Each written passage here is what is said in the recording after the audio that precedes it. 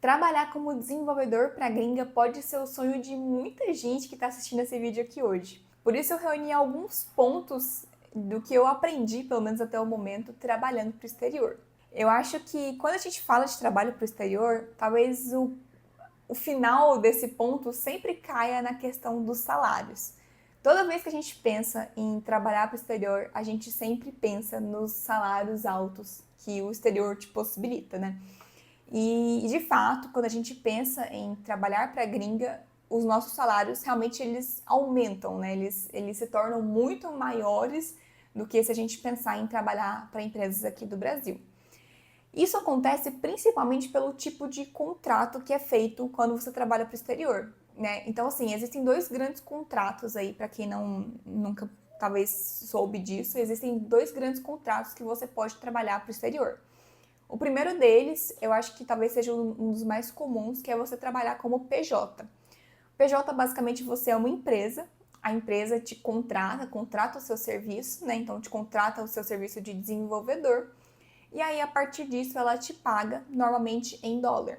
Então, é daí que surgem os grandes salários na tecnologia, quando a gente fala de trabalho para o exterior. Porque pensa comigo, se você recebe US$ 5.000, quando você faz essa conversão, isso se torna 25 mil reais. É muito dinheiro, é 5 vezes mais. Então, realmente, o salário ele fica muito maior, porque tem essa questão da conversão. Mas quando a gente fala também de contrato PJ, a gente tem que levar em consideração que, primeiro de tudo, o contrato ele pode mudar de empresa para empresa. Então podem ser que tenham empresas que contratem PJ e que tenham benefícios como férias remunerada ou algum tipo de bônus ali, mas isso depende do contrato. O contrato PJ, ele normalmente não prevê ali férias remuneradas, não prevê 13º, essas coisas que a CLT tem. Então isso pode ser um contra aí para algumas pessoas. Então tem que levar isso em consideração. Prós, salários muito bons, porque tem essa conversão direta do dólar para o real, mas também tem que ver aí a questão do contrato, né? Os benefícios que o contrato tem, porque às vezes podem ter menos benefícios, né? Apesar do salário mais alto. E aí existe uma outra forma de você ser contratado, que é CLT. Sim, tem como você ser contratado CLT trabalhando para o exterior. A forma disso acontecer é que a empresa que está te contratando, ela precisa ter uma sede aqui no Brasil. Então, ela precisa ter um escritório para ser o representante legal da empresa aqui no país. Então, é o meu caso, por exemplo. Eu trabalho para o exterior, mas a empresa que me contrata, que me paga, é a empresa que está sediada aqui no Brasil. Então, o escritório do Brasil me paga, né, faz toda a minha contratação, mas eu trabalho com a empresa internacional. Então, dessa forma, eu consigo ser CLT. Quando a gente fala CLT, mesmo trabalhando para o exterior, apesar de ter ali as deduções de imposto e tudo mais, a gente ainda assim tem salários maiores se for comparar com os salários trabalhando para empresas aqui do Brasil. Óbvio que não são tão altos quanto trabalhando como PJ, porque a gente não recebe em dólar, a gente recebe em real já com dedução de imposto, mas o salário é um pouco mais alto sim do que comparado com empresas aqui do Brasil. E aí também tem esse contra, que não é tão alto, mas tem os prós, que aí entram aqueles benefícios que a gente conhece da CLT. Férias remuneradas, 13º, vale alimentação, blá blá blá blá blá, blá aquela coisa toda. Então, cabe você, se você quer trabalhar para o exterior, cabe você buscar o contrato que faça mais sentido, né, para a sua realidade, porque você gosta e tudo mais. Tem gente que prefere trabalhar como PJ, ter um pouco menos de segurança ali, porque o CLT tem uma certa segurança, entre aspas, mas prefere ganhar um salário maior. E aí você tem que ver o que se encaixa melhor com o seu momento de vida, o que você gosta, né, da forma que você gosta de trabalhar, porque existem essas duas grandes opções aí. E aí o segundo ponto é a questão que eu percebi bastante, assim, que foi talvez a maior mudança que eu percebi, né, trabalhando para uma empresa do Brasil e depois trabalhando para uma empresa dos Estados Unidos, que é a questão do investimento no funcionário. A gente tem uma ideia de que, pelo menos aqui no Brasil, tem uma ideia de, não vou investir muito no funcionário, porque se eu investir no funcionário, ele vai sair e vai para outra empresa. De fato, isso pode acontecer, né? A gente tem esse pensamento muito comum porque isso de fato acontece. Muita gente que se desenvolve numa empresa depois busca algo melhor e vai para outra empresa. Mas as empresas, pelo menos nos Estados Unidos ali, a empresa que eu trabalho e outras empresas que eu já conversei com amigos que trabalham para elas, eu percebi uma coisa em comum, que eles investem muito nos funcionários. Então, investe muito em conhecimento para os funcionários, investe muito no bem-estar dos funcionários. Eu acho que esses dois pontos, né, investir em conhecimento e investir em bem-estar, eles formam um aglomerado muito positivo para você continuar na empresa, porque você está se desenvolvendo intelectualmente e você está recebendo um ambiente de trabalho ali que seja um ambiente saudável de se trabalhar. Mas, né, nem tudo, obviamente, são maravilhas. Quando a gente pensa que a empresa está te oferecendo recursos para você desenvolver profissionalmente, ela espera o mesmo nível de entrega, né, de código ou que você trabalha ali. Então, a gente tem que pensar que existe esse ponto muito positivo, que você tem acesso a muito curso, você tem acesso a muito treinamento, você tem acesso a reembolso de certificação, ou até mesmo a empresa paga a certificação para você fazer. Você tem muito acesso a esse tipo de conteúdo, né, para você se desenvolver, mas você tem que lembrar que tudo isso vem com um preço. Você tem que entregar à altura do que eles estão te entregando. Então, se eles te entregam um alto nível de conhecimento, eles esperam que a sua entrega seja no mesmo nível. Então tem esse ponto aí para tomar cuidado, porque não dá para fazer uma gambiarra ali qualquer e entregar qualquer coisa, porque eles estão esperando uma entrega boa, porque eles estão te oferecendo recursos bons para você chegar num nível bom de entrega, certo?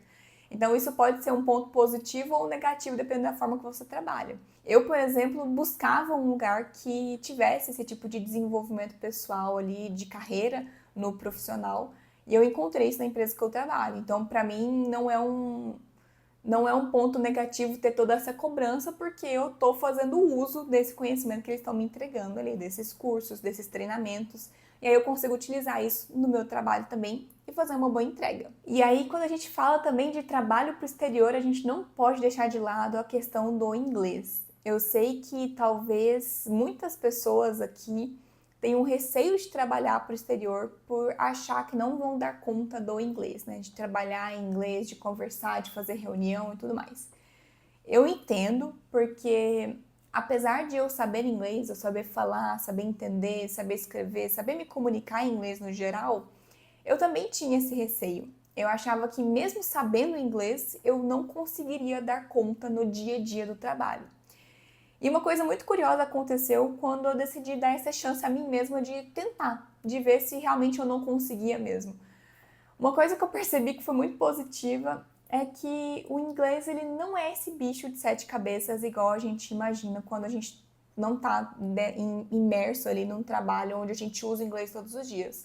Na primeira reunião que eu entrei com o time, né, o time ali é uma parte brasileira e uma parte indiana no que eu trabalho.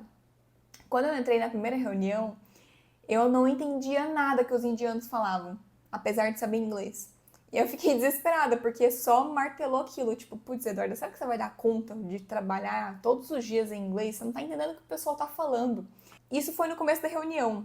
No final da reunião, eu já tava entendendo o que eles estavam falando. Foi questão de acostumar ao sotaque, né, indiano, acostumar à forma que eles falam, aos vícios de linguagem que a gente costuma ter, né, com outra linguagem.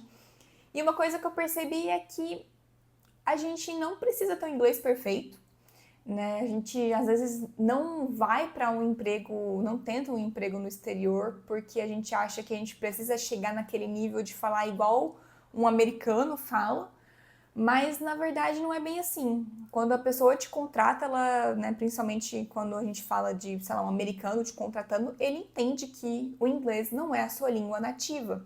Então ele não espera que você saiba falar o inglês da mesma forma que ele fala. Isso aconteceu e me deu um clique assim na minha cabeça quando eu fui numa reunião no trabalho com uma americana. E ela estava conversando com a gente, né, tinha mais gente na reunião, e ela estava conversando com a gente e ela falou uma coisa muito interessante, que ela falou, pô, eu acho muito incrível como vocês, que são brasileiros, conseguem falar inglês, né, conseguem falar a língua de vocês e falar o inglês, porque eu só sei falar inglês.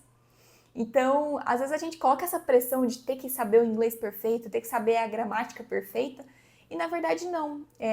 Na verdade, a gente saber falar uma segunda língua já é muito incrível, e você saber se comunicar bem e a outra pessoa te entender, é mais que o suficiente para você trabalhar para o exterior. Um outro ponto que eu acho muito interessante, que eu venho gostando muito de trabalhar para o exterior também, é a questão de uma visão global, assim. Quando a gente trabalha para o exterior, isso muitas vezes faz a gente trabalhar com várias culturas diferentes, com pessoas de culturas diferentes. Essas culturas fazem as pessoas pensarem também de formas diferentes. Então isso é muito interessante, principalmente quando a gente precisa resolver algum problema ou trocar uma ideia ali, fazer um brainstorm de alguma coisa. Porque normalmente vão surgir formas diferentes, por exemplo, de resolver um problema ou de pensar em uma ideia, porque existe todo esse panorama cultural e essa forma diferente de pensar de cada pessoa. Então essa troca de cultura é muito interessante. Não só em questão de trabalho, mas também quando a gente acaba se tornando amigo ali, né? Ou pelo menos colega mais próximo das pessoas que a gente trabalha. E também é muito legal a gente conhecer da cultura das outras pessoas, né? De conhecer como que as pessoas vivem, como que é a cultura deles, qual que é o prato típico deles. Isso é uma coisa muito interessante também quando a gente fala de trabalhar, né, para o exterior. Pelo menos é uma parte que eu venho gostando bastante de entender qual que é a comida típica, o que que as pessoas, como que as pessoas pensam para resolver um problema diferente, como que é a linha de raciocínio que elas usam. Tudo isso vem por causa das diferentes culturas que a gente tem no trabalho no exterior. Vale deixar aqui também que nem tudo são flores, né? Quando a gente fala de trabalhar para o exterior, para trabalhar para uma empresa de um outro país, a gente tem que levar em consideração que talvez você tenha um contrato de trabalho onde você trabalhe no mesmo fuso que a empresa. Então, pode acontecer que você tenha que trabalhar talvez de madrugada, ou talvez você acorde muito mais cedo ou muito mais tarde para começar a trabalhar e o seu horário seja um horário meio bagunçado ali, no sentido de horário comercial. Talvez o seu horário seja trabalho de madrugada, talvez seja acordar às 6 da manhã para começar a trabalhar. Isso pode acontecer no trabalho no exterior também, tá? Então, tem que levar isso em consideração, porque nem tudo são as mil maravilhas. A gente tem, né, um pouco dessa cobrança um pouco maior, porque tem um investimento maior no funcionário. A gente pode ter esse problema com o fuso horário.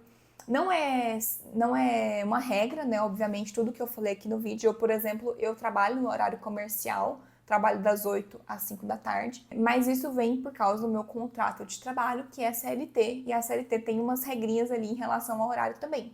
Então, como eu disse lá no começo do vídeo, você tem que ver as empresas no exterior e ver o que encaixa melhor com você. Porque pode ser que a empresa no exterior esteja te pedindo para trabalhar num horário que você não consegue trabalhar muito bem, sei lá, de madrugada ou acordar mais cedo, né, 5, 6 da manhã ali. Então tem que levar isso em consideração, porque a gente não pode pensar só no alto salário ali. A gente tem que pensar em todo o resto que envolve para você executar um bom trabalho. E o fuso horário com certeza é um deles. Mas como eu disse, trabalhar para o exterior ele tem ali seus pontos positivos, tem seus pontos negativos, né? Tem suas dificuldades, nem tudo são as mil maravilhas. Assim como trabalhar para o Brasil tem os seus pontos positivos, seus pontos negativos. Cabe você ver o que faz mais sentido na sua carreira. Cabe você ver se você gosta, né? Se você quer tentar isso, se realmente tem essa vontade de trabalhar para fora, se você quer colocar seu inglês para jogo, quer trabalhar com times internacionais. Eu, por exemplo, até o momento tive muitas experiências muito positivas. Eu não tive nenhum ponto assim que eu falo, nossa, isso aqui eu não gostei. Eu acho que a única questão é realmente essa questão do fuso, porque tem hora que você precisa da pessoa ali que tá na Índia e ela já tá dormindo, então você não vai incomodar, obviamente, a pessoa. Então é mais questão de se ajustar e se adaptar a uma realidade diferente, trabalhando para o exterior, né? Então, se acostumar a fazer reunião em inglês, se acostumar com esse fuso horário, né, de ter um horário ali que você pode contar com a pessoa que está em outro país. Então tem essas adaptações, né, tem um pouco dessa sair da zona de conforto, né, de trabalhar numa empresa aqui do Brasil que a gente tem normalmente, de conhecer nossos colegas, ter a mesma cultura, o mesmo idioma e tudo mais. Mas da minha parte, assim, até o momento foram só experiências positivas que eu tive. Tá sendo um momento de sair realmente da zona de conforto, entender que eu tenho que me adaptar a algumas coisas, mas todas essas adaptações que eu venho fazendo têm sido muito positivas e foi realmente tudo para um crescimento profissional muito grande que eu tive nos últimos meses. Então, com certeza, trabalhar para o exterior está me ajudando muito a essa questão de me desenvolver profissionalmente e realmente, assim, é um ponto que eu não tenho a reclamar, pelo menos até o momento. Se eu tiver algum ponto que eu acho que seja uma reclamação aí, um ponto válido pra gente falar de contras, eu trago pra vocês em outro vídeo. Mas eu também quero ouvir de vocês. Vai que tem alguém aqui que tá me assistindo, que já trabalha pro exterior também, eu quero que você compartilhe a sua jornada, como que tá sendo, como que é trabalhar para a empresa no exterior que você está trabalhando, os prós, os contras, porque isso com certeza também ajuda quem tem essa vontade de trabalhar para o exterior. E como sempre, a gente se vê no próximo vídeo. Um beijo e até lá!